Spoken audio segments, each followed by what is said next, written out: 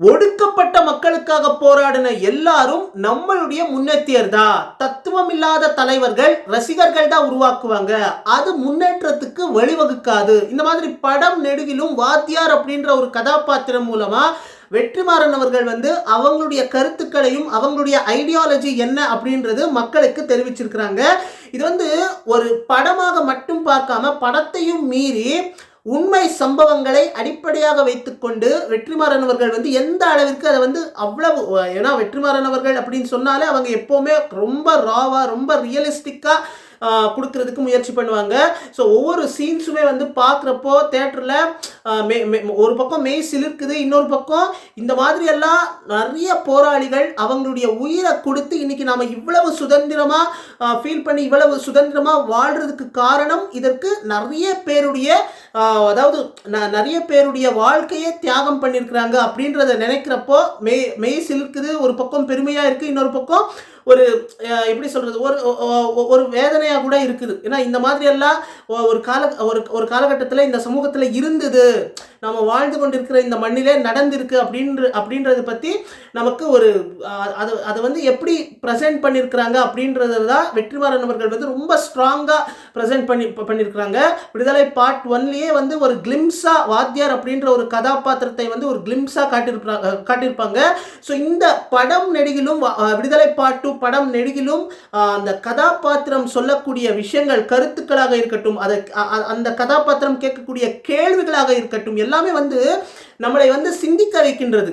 அதாவது ஆமாம் இல்லை இந்த மாதிரி சுச்சுவேஷனில் என்ன பண்ணுவோம், நாமளாக இருந்தால் என்ன பண்ணுவோம், இந்த மாதிரி எல்லாம் சிந்திக்க வைக்கின்றது. அரசியல், அதாவது நம்ம சுற்றி என்ன மாதிரியான அரசியல் நடக்குது, அதிகாரம் வர்க்கத்தில் இருக்கிறவங்க எப்படி மக்களை அதாவது நாம் யார் நல்லவங்க யார் கெட்டவங்க அப்படின்றது அதிகாரத்தில் இருக்கிறவங்க தான், அதாவது அரசாங்கம் தான் முடிவு பண்ணுது. அது எப்படியெல்லாம் அவங்க ஸ்ட்ராட்டஜி ஃபாலோ பண்ணுறாங்க, எப்படி மக்களை ஏமாத்துறாங்க அப்படின்றது பற்றியெல்லாம் வெற்றிமாறன் சார் அவர்கள் இந்த படத்தில் அவ்வளவு ரொம்ப ரொம்ப நுணுக்கமாக ரொம்ப ஒரு ஸ்ட்ராட்டஜி மூலமாக நமக்கு சொல்கிறதுக்கு முயற்சி பண்ணியிருக்காங்க.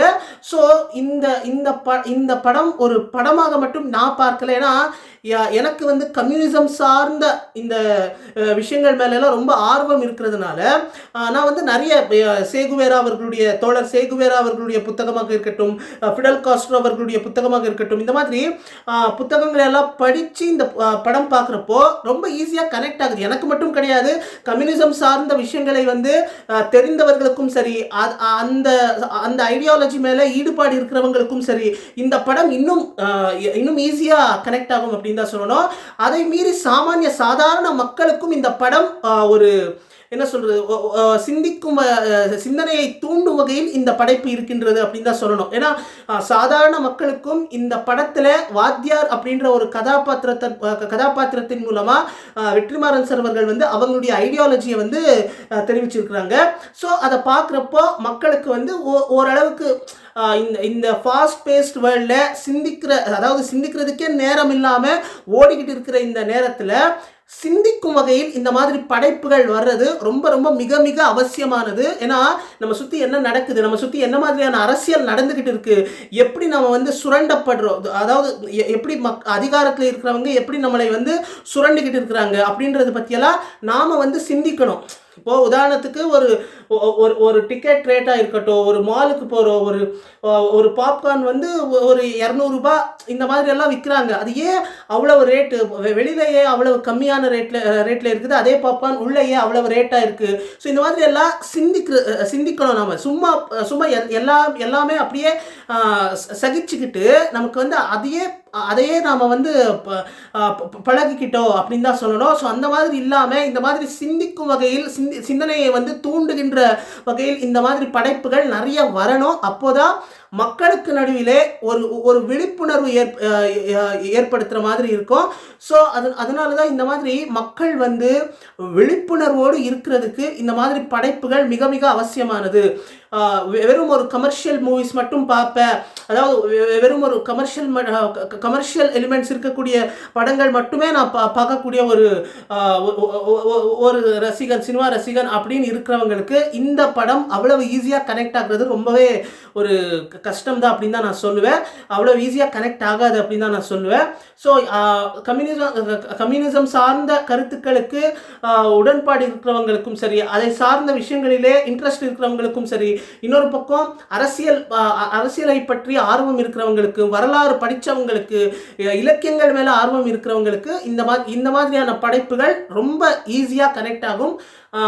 இன்னொரு பக்கம் இளையராஜா அவர்களுடைய இசை சில சீன்ஸ்ல எல்லாம் அவ்வளவு அதை வந்து எப்படி அந்த இசையை வந்து ஒரு சும்மா அந்த இசைக்காகவே ஒரு பாடல்களுக்காகவே ஒரு டைம் வேஸ்ட் பண்ணாமல் அதை சீன்ஸ் மூலமாகவே கதை சொல்லிக்கிட்டே இருப்பாங்க, கதை நகர்ந்துக்கிட்டே இருக்கும், அந்த பாடலும் வந்துக்கிட்டே இருக்கும் அந்த சுச்சுவேஷனுக்கு ஏற்ற மாதிரி. அந்த மாதிரி யூஸ் பண்ணியிருக்கிறாங்க வெற்றிமாறன் சார் அவர்கள்.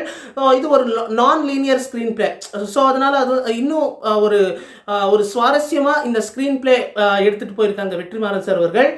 ஸோ ஒரு 2 மணி, அதாவது 2 hours 42 minutes ஓடக்கூடிய இந்த படத்தில் லேகாக இருக்கா, போர் அடிக்குதா அப்படின்னு எல்லாம் என்கிட்ட கேட்டிங்கன்னா, எனக்கு போர் லேக் அப்படின்னு எல்லாம் நான் பார்க்கவே மாட்டேன். எனக்கு இந்த படத்தின் மூலமாக, இந்த படைப்பின் மூலமாக என்ன சொல்ல வராங்க, என்ன கருத்து முன் வச்சிருக்கிறாங்க அப்படின்றது தான் எனக்கு முக்கியம். இது என்னுடைய பர்சனல் ஒப்பீனியன். இந்த மாதிரி படங்கள் நான் அப்படிதான் நான் வந்து என்னுடைய பர்ஸ்பெக்டிவ், என்னுடைய பாயிண்ட் ஆஃப் வியூவில் நான் அப்படி தான் பார்ப்பேன். ஸோ நீங்கள் இந்த படம், உங்களில் யாரெல்லாம் பார்த்துருக்கீங்களோ இந்த படத்தை பற்றி நீங்கள் என்ன நினைக்கிறீங்க, உங்களுடைய கருத்து என்ன அப்படின்றது கருத்துரை பெட்டியில் தெரிவிச்சுக்கலாம் நண்பர்களே. அப்புறமா இன்னொரு முக்கியமான ஒரு விஷயம், இந்த படம் பார்க்குறப்போ அது எனக்கு வந்து ரொம்பவே பாதிச்சுது அப்படின்னு தான் நான் சொல்லுவேன். ஏன்னா கம்யூனிசத்தினுடைய கொடியை வந்து காட்டுறாங்க. அந்த கொடியை காட்டுறப்போ எல்லாம் அந்த கொடியை வந்து பிளர் பண்ணிடுறாங்க. அதை வந்து சென்சார் போர்ட்லேயே வந்து பிளர் பண்ணிட்டாங்களா, அவங்களே வந்து பர்மிஷன் கொடுக்கலையா, அல்லது இவங்க வேணும்னே இந்த மாதிரி படக்குழுவினரே இந்த மாதிரி பிளர் பண்ணிட்டாங்களா என்னன்னு எனக்கு தெரியல. ஆனால் கண்டிப்பாக சொல்கிறேன், இது வந்து ஜனநாயக நாடு அப்படின்னு சொல்கிறாங்க. சட்டத்தின்படி, அதாவது சட்டத்தின்படி எல்லாருக்குமே அவங்களுடைய ஐடியாலஜியோ அவங்களுடைய கருத்துக்களை வந்து ஃப்ரீடம் ஆஃப் ஸ்பீச் அப்படின்னு எல்லாம் சொல்கிறாங்க.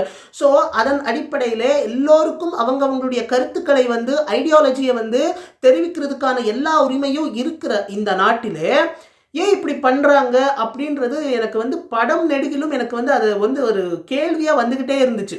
அந்த கம்யூனிசத்தினுடைய கொடியை காட்டுறப்போ எல்லாம் நான் வந்து அவ்வளவு மகிழ்ச்சியாக இந்த கம்யூனிசத்தினுடைய கொடியை வந்து இவ்வளவு வெளிப்படையாக, இவ்வளவு டைரக்டாக வெற்றிமாறன் சார் அவர்கள் வந்து இப்படி பிரம்மாண்டமாக காட்டியிருக்கிறாங்களே, தேட்டரில் வந்து அதை பார்க்குறப்போ அவ்வளவு சூப்பராக இருக்கும் அப்படின்ற ஒரு எக்ஸ்பெக்டேஷனில் தான், அதுவும் ஒரு எக்ஸ்பெக்டேஷன் இருந்துச்சு. ஆனால் ஒரு பெரிய டிசப்பாயின்ட்மெண்ட்டாக இருந்துச்சு இந்த மாதிரி எல்லாம் பார்க்குறப்போ.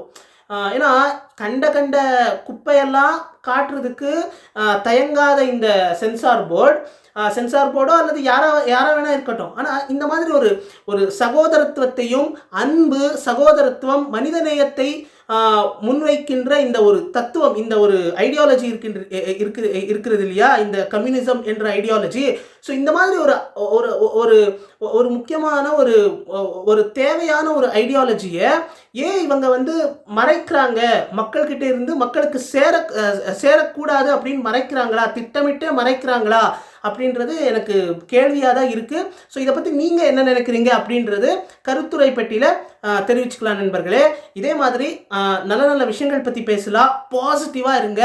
இந்த சேனல் 2 மொழிகளிலே இயங்கிட்டு இருக்கிற சேனல், ஒன்று கன்னடா, இன்னொன்று தமிழ். எனக்கு 2 இலக்கியங்களிலும் ஆர்வம் இருக்கிறதுனால எனக்கு டைம் கிடைக்கிறப்போ எல்லாம் நான் கன்னட புத்தகங்களுமே வந்து படிச்சுட்டு இருப்பேன், இன்னொரு பக்கம் தமிழ் புத்தகங்களுமே வந்து படிச்சுக்கிட்டு இருப்பேன். நான் தெரிஞ்சுக்கக்கூடிய அத்தனை விஷயங்களும் என்னால் இயன்றவரை அந்த எல்லா விஷயங்களுமே வந்து ஒரு கிரியேட்டிவான கண்டென்ட்டாக மேக் பண்ணி உங்களுக்கு ஒரு ஆப்டிமம் அவுட்புட் அல்லது ஒரு குவாலிட்டியான அவுட்புட் கொடுக்கறதுக்கு தொடர்ந்து முயற்சி பண்ணிக்கிட்டே இருப்பேன் அப்படின்னு சொல்லிட்டு, இதே மாதிரி உங்களுடைய ஆதரவும் சப்போர்ட்டும் எனக்கு தொடர்ந்து நீங்கள் எனக்கு கொடுப்பீங்க. தொடர்ந்து இதே மாதிரி உங்களுடைய நேரத்தை செலவழித்து இதே மாதிரி தொடர்ந்து எனக்கு சப்போர்ட் பண்ணுவீங்க அப்படின்னு நான் நம்பி இந்த வீடியோ வந்து முடிக்க போகிறேன். ஸோ இதே மாதிரி நல்ல விஷயங்களை பற்றி பேசலாம், பாசிட்டிவாக இருங்க, கண்டினியூஸ்லி நாலேஜ் கெயின் பண்ணுங்க அப்படின்னு சொல்லிட்டு அனைவருக்கும் வணக்கம் நண்பர்களே. போகிறதுக்கு முன்னாடி பிறப்பொக்கும் எல்லா உயிர்க்கும் சிறப்பவா செய்தொழில் வேற்றுமையான். நன்றி, வணக்கம்.